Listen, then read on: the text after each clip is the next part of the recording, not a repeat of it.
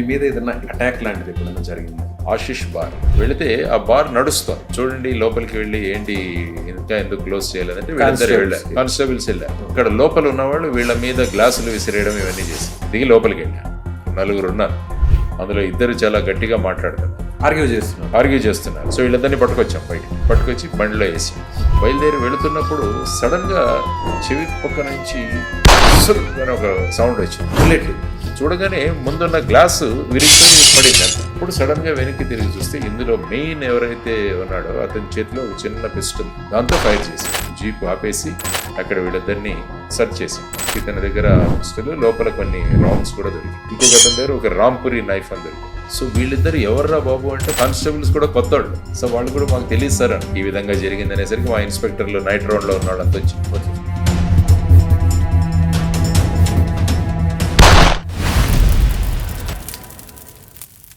మన దేశంలో ఇటీవల జరిపిన అధ్యయనాల ప్రకారం 60 ఏళ్ల వయసు దాటిన వారిలో చాలామంది మోకాళ్ళ సమస్యలతో బాధపడుతున్నారు. అందులో మోకాళ్ళ చిప్పులు అరిగిపోయి చాలామంది సర్జరీకి వెళ్తున్నారు. అయితే సర్జరీయే దిక్కు అనుకునే వారికి ఎపియాన్ పెయిన్ క్లినిక్ ఒక శుభవార్త చెప్పింది.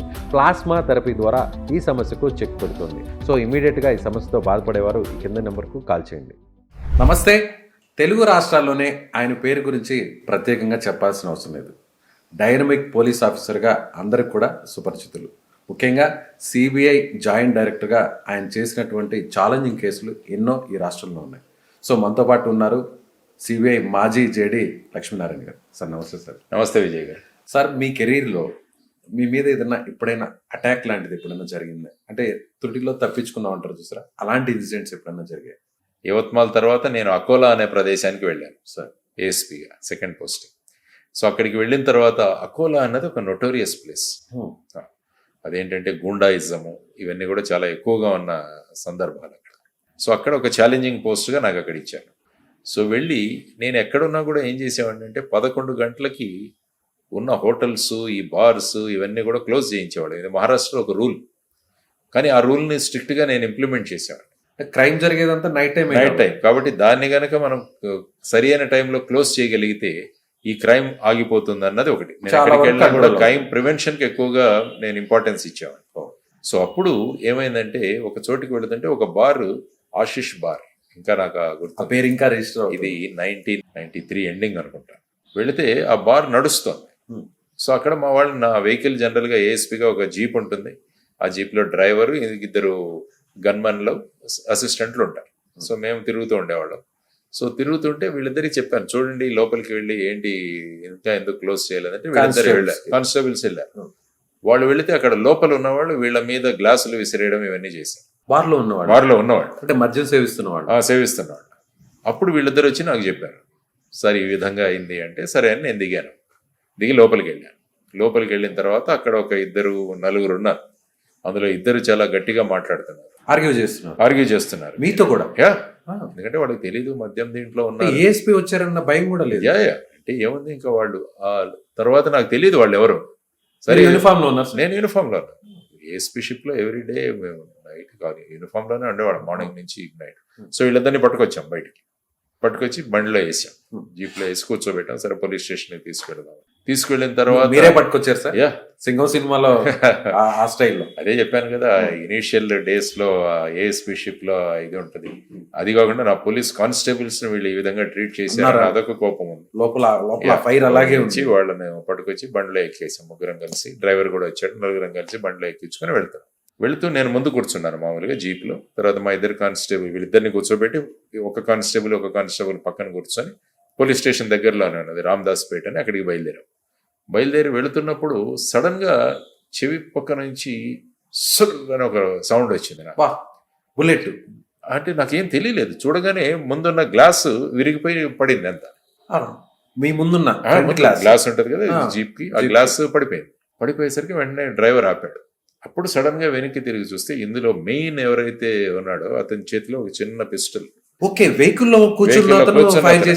దేశీ కట్ట అంటాం మామూలుగా, ఈ రివాల్వర్, దాంతో ఫైర్ చేశాడు. దాంతో వెంటనే జీప్ ఆపేసి అక్కడ వీళ్ళిద్దరిని సర్చ్ చేస్తే ఇతని దగ్గర పిస్టల్, లోపల కొన్ని రౌండ్స్ కూడా దొరికాయి, దీంట్లో బుల్లెట్స్ ఉన్నాయి, ఇంకా స్పేర్ బుల్లెట్స్ కూడా.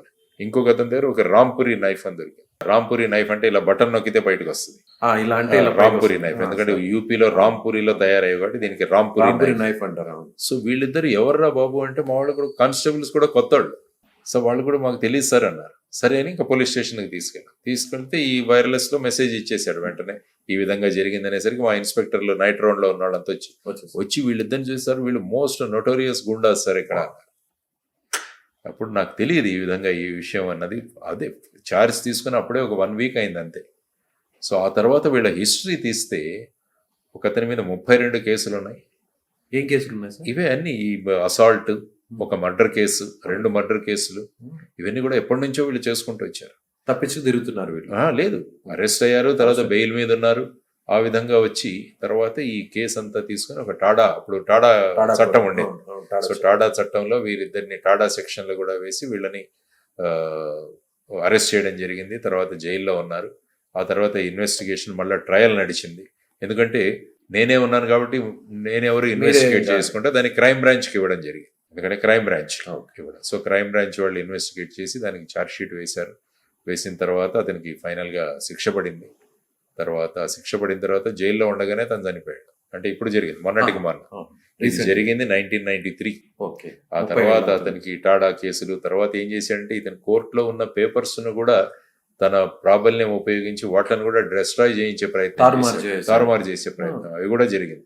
కాబట్టి మళ్ళా కేసు మొత్తం మళ్ళా రీకన్స్ట్రక్ట్ చేయాల్సి వచ్చింది. తర్వాత నేను అడిషనల్ డీజీగా ఉన్నప్పుడు వెళ్ళి సాక్ష్యం ఇచ్చాను. మళ్ళీ మీరు అడిషనల్ డీజీగా ఉన్నా మళ్ళీ వెళ్ళారు? 2016 2017లో వెళ్ళి సాక్ష్యం ఇచ్చాను నేను. సో అదంతా అయిన తర్వాత 2017లో అతనికి శిక్ష పడింది. ఆ తర్వాత లోపల ఉండగానే అతను అక్కడ చనిపోయడం జరిగింది. ఇంకొక వ్యక్తికి కూడా శిక్ష పడింది. అది మీరు అడిగారు కదా, ఏదైనా అటాక్ కానీ జరిగింది, వెంట్రుక వాసిలో మీరు ప్రాణాలతో బయటపడ్డారు. అట్ ది సేమ్ టైం వాళ్ళని పట్టుకొని వాళ్ళకి శిక్ష పడే విధంగా కూడా దాన్ని కేసు క్లోజ్ చేసి. Thank you sir. Thank you so much.